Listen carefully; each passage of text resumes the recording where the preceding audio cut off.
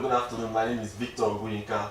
You're welcome to another special edition of interviews here on the Tribune Online TV. We have democracy at hand, and that is what we've been talking about every time, and how to have a better environment. But as we look up to the May 29 Democracy Day, I have some special, smart, intelligent people in the studio with me that will be talking about how the present economy and condition of the country is affecting their aspirations in life. On my right is Mr. Ayodeji Oyelachi. You're welcome to the studio. Thank you. And I also have Olaoluwa Tony Kolawole. And they are from Vale College, Ibadan. Democracy Day. Democracy Day is a very special day in the history of Nigeria, and it has been something we've been doing for the past 18 years. What do you think about democracy in Nigeria? Yes? Democracy in Nigeria. Well, democracy in Nigeria is not at its best because our budgeting is not open. How we run our budget is not open. We're meant to have a form of town hall where there should be a part of the budget where people should be able to come to a town hall and say what they want that amount of money to be spent on, not just that it's just left to people who voted in to do everything. Okay, but you know, we have the House of Assembly where we have the Senate and the House of Rep members. You know, they actually belong to the society where we've actually selected them or elected them to represent us, you know, at the federal house. And we are assuming that they actually know what is going on in the society, and that is what they go to make, you know, at the end of the day when they pass this budget. But let me ask Tony. Tony, what do you think about the present democracy condition of Nigeria? Well, although we've been independent for 57 years now, almost 57 years, but we haven't really lived up to expectations. We are not where we should be in terms of democracy. It's more or less like we are still under a group of people than democracy, how do I put it, than we are free. We are not where we should be at all. We are going to get there in the nearest future or farther. But I think that we are not what we should be as a democratic nation. Democratic nation for the last 57 years. Okay, now what do you want to become in the future? A lawyer. You want to become a lawyer.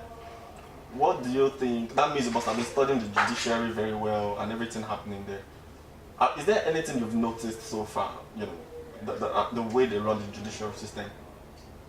The judiciary system should be free, fair, and clear to everybody. But the way they run it within like a conspiracy. It's not run free and fair anymore like it used to be or it should be. We many judges have been apprehended and caught taking either bribes from political people or normal citizens. So I think it's within a conspiracy, and the judiciary has been infiltrated by corruption. I'm coming back to you on that issue. Ayodeji, what do you want to become in the future? I'll become an automotive engineer. Automotive engineer? Yes. We don't have everybody studying that everywhere in Nigeria every time. Why do you want to just be that? Why I want to become an automotive engineer? Because I feel there's a need to do something different. Actually, what drove me into this exactly was my dad. Not directly, but indirectly. Because there was a day, because he asked me, sometimes he asks me questions on what I want to become and what I want to do. So one day he brought up the issue about skin cancer and about how the ozone layer is depleting and what do I want to do. So when I was in GS3, I embarked on a project in school on biogas. So biogas is made from waste products that decompose, and the gas is made, and the gas can be compressed into normal petroleum gas. So this gas is what I want to use to run my cars. So that's what I want to do differently in my car company. You are saying that you are looking at a situation where you're going to start an automobile company that is not going to run on fuel. Normal fuel. So you are trying to introduce this into the system. Yes. I think Nigeria is really waiting for you to grow up because we really need a solution to that. Let's go back to the judiciary. Some people have said that judiciary is one of the problems that we have in this country. Do you think that's correct? Yes, in a way, and no in most ways. Okay. Yes, in the sense that, yes, people have been caught collecting bribes, and no, some people are still there. Lawyers and judges that are still faithful to the oath they took. Okay. So I think it's the people giving them the bribes that are at fault, not people collecting them, because they are collecting it under a threat. Okay. Either they might kill your family or they might soil your name in one way or the other. So I don't think it's their fault. It's the people that are giving them the bribes that are at fault. Okay. Ayodeji, the education sector in Nigeria is doesn't measure up as good as we would have loved it to be, compared to what we have in other developed nations of the world. What do you think the government should do differently? I think they should pay more attention to it. I think that's what they're not doing right. Because although they've made it compulsory to have an entrepreneurship subject in schools, Do you have anything against that? I have something against that. Okay. And what I have against it is because they're not monitoring what they said. The thing is, there's a subject, we have computer and food and nutrition as normal subject in school. Okay. But some schools would pick data processing and catering and craft. Okay. And they are practically the same thing, so there's no different entrepreneurship that they are implying in the.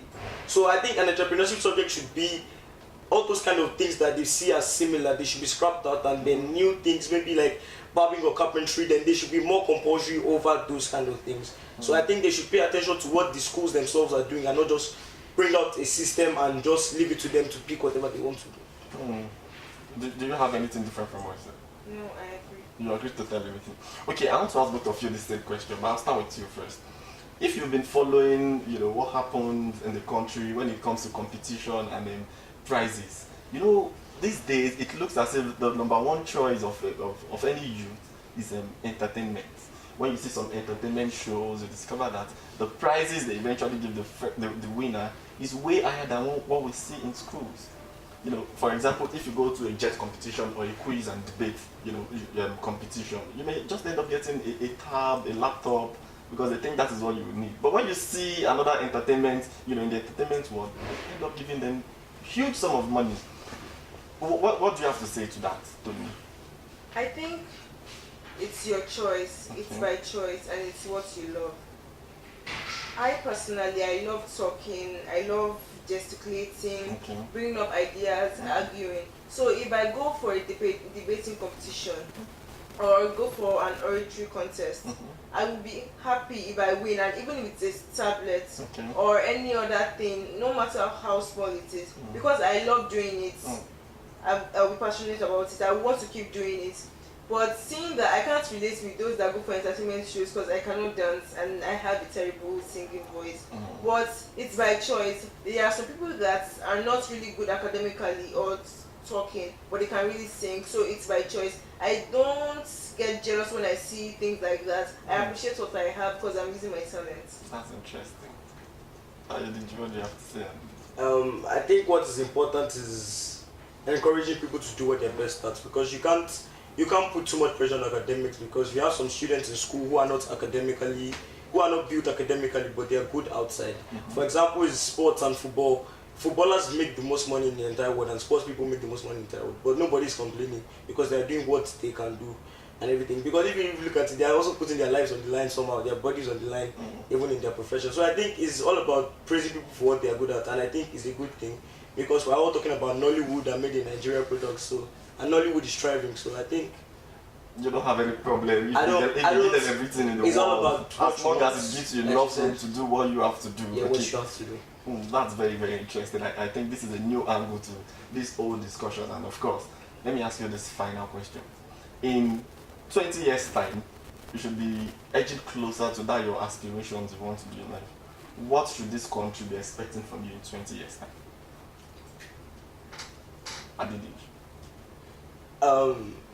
Okay. I think I want to be the different person. I want to. If you ask me about somebody I would look up to in the country, it would be Mike Adenuga and Dangote. Why? Well, I look up to them because I see them as calm and gentlemen. Although they may be one of Dangote's richest man in Africa, but you don't hear his name, you don't hear he's buying 10 houses, you don't hear. He's a calm person, and he's not that public of a person. And I think that's what should encourage the youth of today. I think the fact that a governor is driving with a convoy of 10 cars and only 2 of them are filled and like the remaining 8 are empty is something that would rub a negative mind, rub on the mind of youths negatively, because you are putting money and wealth and social status in their mind over what is important, which is knowledge and wisdom and how they can also run a country. So I think that I want to be the calm person. I want to do things, I want to make it, but I don't want to be the one showing off and making everybody look at me. And Tony. In 20 years time, by then, with my dream, I want to become the youngest female son. I want my name written in books. I want people to look up to me. I want people to be able to say, yes, Tony is my role model. Yes, I'm looking at her case, which she judged in fairness and in truth. I want to be looked up to, even remember years after yes, Tony was the one to be, Tony is the one to emulate. I don't want people to see me and say, this is what you were saying when you said never become a lawyer. This is what you were saying when you said the judicial system in Nigeria is corrupt. She is the reason, I want it to be, she is the reason why you should become a lawyer. I want my child to be better than Tony. That's my expression. Thank you very much. I've been speaking with students from Vale College, Ibadan, and I've been speaking with Ayodeji Oyelaki and Olaoluwatomi Kolawole. It's been a very exciting edition of this very episode, and I must say you should bring your comments coming in, and we hope to hear your feedback. Thank you very much.